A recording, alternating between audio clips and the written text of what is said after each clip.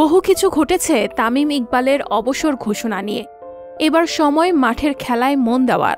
শনিবার ৮ জুলাই দুপুর ২টায় চট্টগ্রামের জহুর আহমেদ চৌধুরী স্টেডিয়ামে শুরু হবে বাংলাদেশ আফগানিস্তানের দ্বিতীয় ওয়ানডে। প্রথম ওয়ানডে হেরে টাইগারদের সামনে এখন চ্যালেঞ্জ সিরিজ বাঁচানোর। তামিমের অনুপস্থিতিতে দলের কাপ্তান লিটন দাস।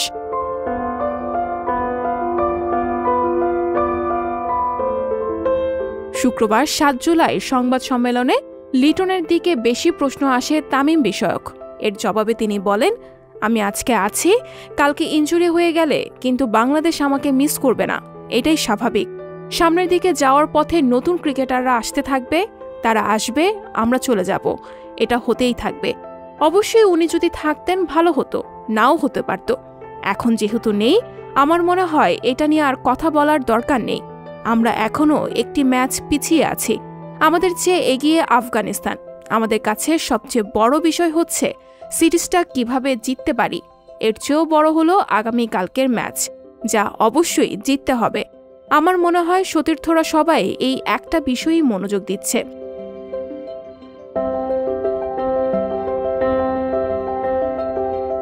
আফগান অধিনায়ক হাসমতুল্লাহ শহীদই শুক্রবারে সংবাদ সম্মেলনে জানিয়েছেন তার দলের সিরিজ জয়ের কথা। তিনি বলেন, আমরা ভালো অবস্থায় আছি। শনিবারের ম্যাচ জিতলে সিরিজ ২-০ হবে, আমরা সেদিকেই তাকিয়ে আছি।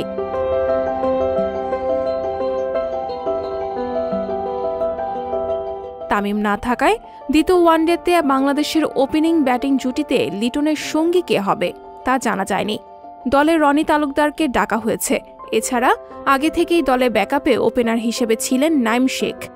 তামিমের বদলি হিসেবে রনি ও নাইমের কাউকে ইনিংসের শুরুতে দেখা যেতে পারে।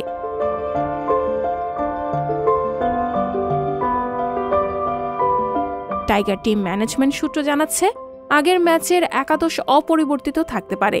তবে কোনো পরিবর্তন এলে অবাক হওয়ার কিছু থাকবে না, কারণ দেশের মাঠে আফগানিস্তানের কাছে ওয়ানডে সিরিজ হার ঠেকাতে মরিয়া ক্রিকেটেই খেলবে টাইগাররা। দলের ভক্তরাও প্রত্যাশী এমন কিছুর। সিরিজের সমতায় ফেরার লড়াই দেখতে দুপুর থেকে রাত অবধি তাদের চোখ থাকবে চট্টগ্রামের খেলার দিকে। সঞ্জিতা শম্পা, সংবাদ প্রকাশ।